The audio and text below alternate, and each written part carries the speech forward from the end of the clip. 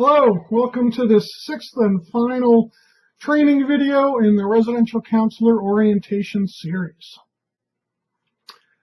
So in this video, I'm going to focus on setting limits. Right now, kids are in residential treatment because they've exhibited behaviors that are outside the bounds of what is acceptable in a community or a home setting. Right? And an important part of your job as a residential counselor is to set limits. That's essential for creating an environment in which all clients are going to feel safe enough that they actually can have a transformative experience. Right? So in the last introductory training, I talked about how labeling can often be used to, in effect, set limits without actually giving a directive. And I think that's preferable. But there's going to be situations where you need to be directive. And for some people, that's going to come naturally. For other people, that's going to be very difficult. It really depends on your past experience being in roles where you have to be directive. So, some general things to keep in mind. Right? Your default should be a neutral tone of voice. Right? You want to exude calm and centeredness. You don't want to trigger automatic resistance. But, remember, no one thing works all the time with all students. Sometimes I will use an explosive beginning tone just to get attention. Gentlemen, can we please lower our voices? We're inside. Thank you. Right? So my overall tone, I came back to neutral very quickly. In general, you don't want to scare people into having an aggressive or withdrawing reaction, right? So there's exceptions. This is an art form.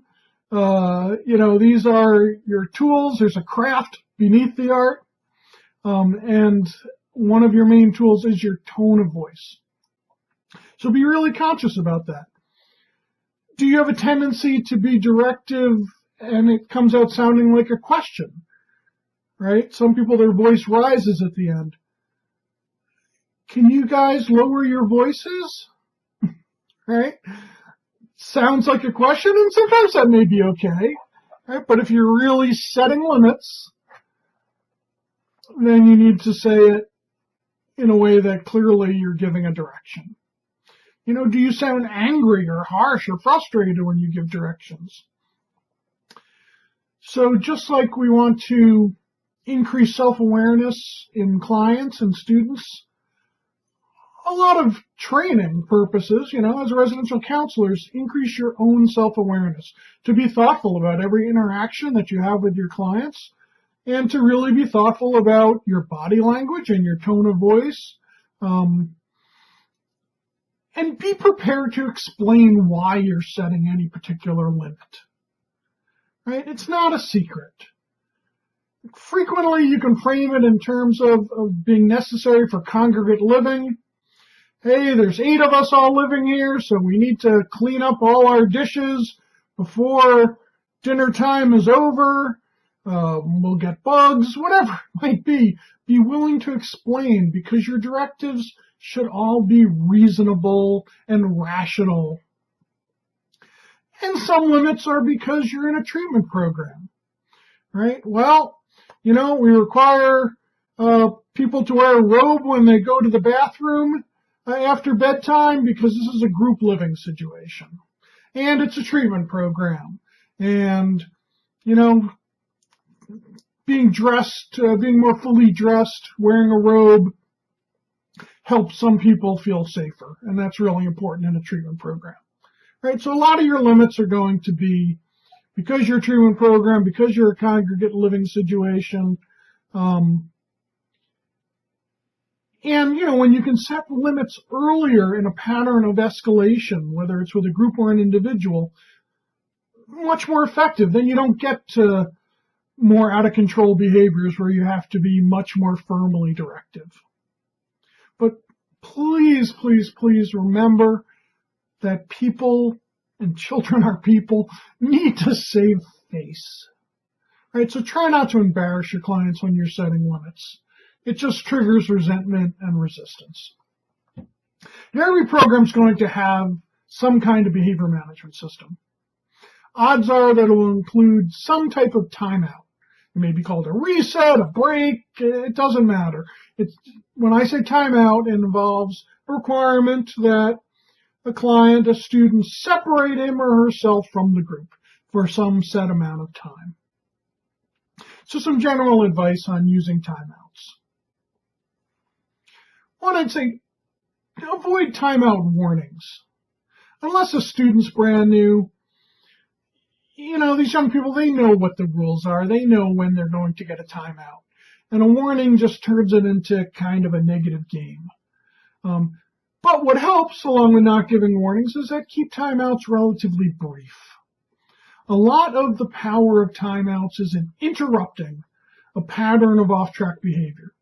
And the actual amount of time spent separated, if they're separated for 2 minutes versus 5 minutes versus 10 minutes, more time isn't going to create some miraculous change in your client, right? You want to get your client back on track and with the group as soon as possible. For minor problem behaviors, I recommend only minimal processing of why you directed a client to separate from the group. You don't want to give too much attention to off-track behaviors, right? You could accidentally be reinforcing those behaviors, if part of the motivation behind them is attention seeking. Really, all you want to know is if your client is ready to rejoin the group.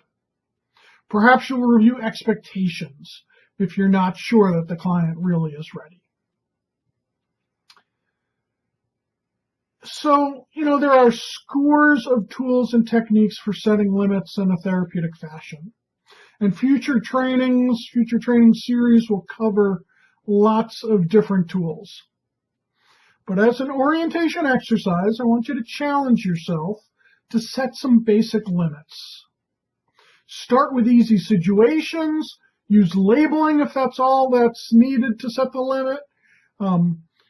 Focus on the schedule. What needs to happen right now on transitions is a really important time to be comfortable giving simple directives.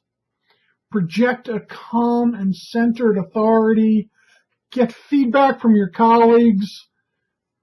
And you're going to be just fine. You're going to be great. So I look forward to seeing you in future training series. And I wish you all the best. This is really important work that you're doing.